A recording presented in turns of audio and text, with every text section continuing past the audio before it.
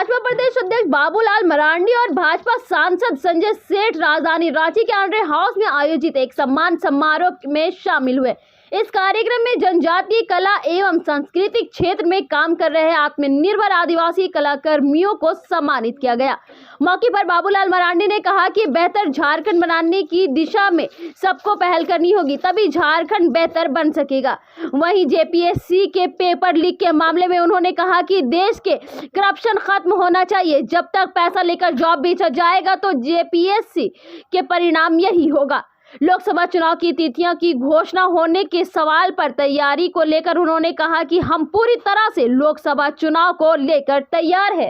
कर रहे हैं चुनाव बिल्कुल अच्छा है, हमने तो स्वागत भी किया है और मैं आप सब लोगों से भी कहता हूँ कि लोकतंत्र की इस महापर्व सबको शामिल होना चाहिए, भागीदारी निभानी चाहिए,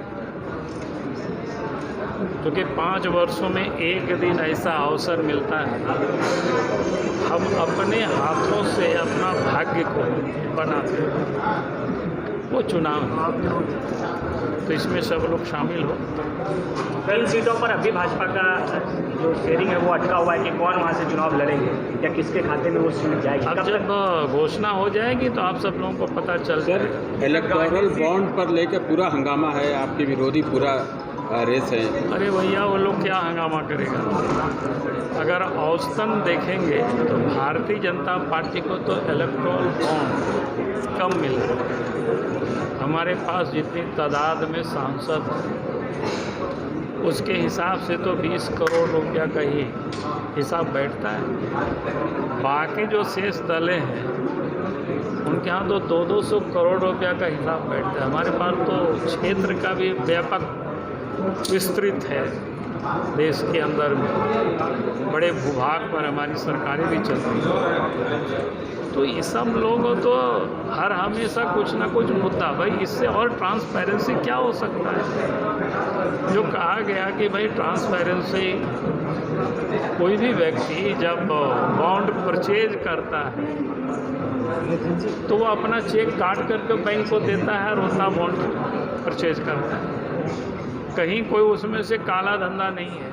इतना ही उसको गोपनीय रखा गया था कि जो भी पॉलिटिकल पार्टी लोगों को तंग करते हैं कि भाई अमुक को पैसा मिला, अमुक को का दिए नहीं दिए, इस कारण से उसको, बाकी तो इसमें कोई गोपनीयता नहीं रहता है। उनका सब इनकम टैक्स रिटर्न में सब आता है कि भाई उन्होंने इतना बॉन्ड करा। तो इसीलिए काला धन को समाप्त करने के लिए योजना लाई गई।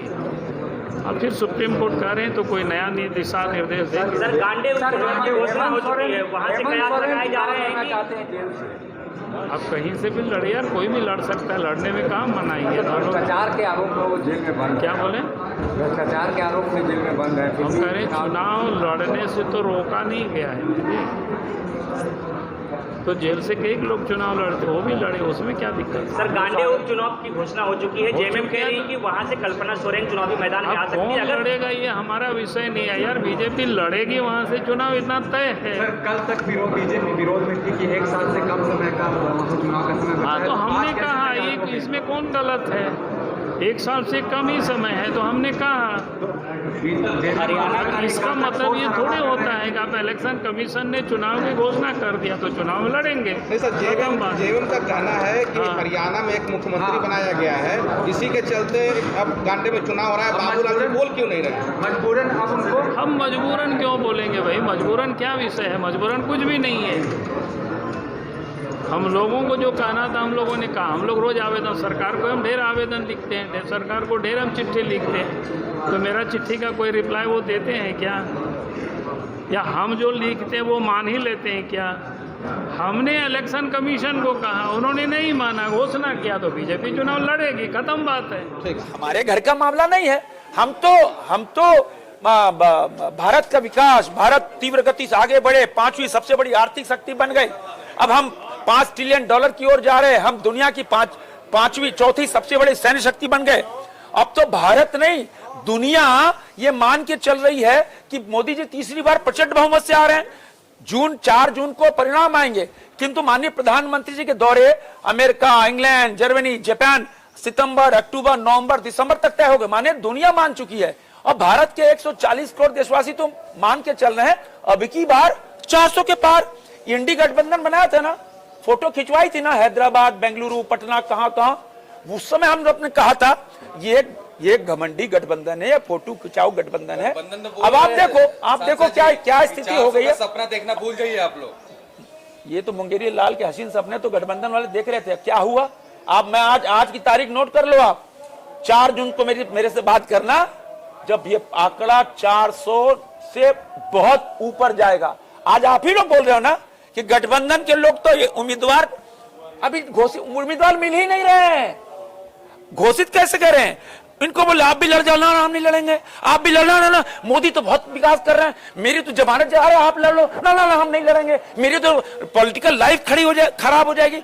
पॉलिटिकल लाइफ खराब हो जाएगी, जमानत जब्त हो जाएगी, जनता जमानत जब्त करा देगी, इस भय से कोई चुनाव लड़ना नहीं चाहता।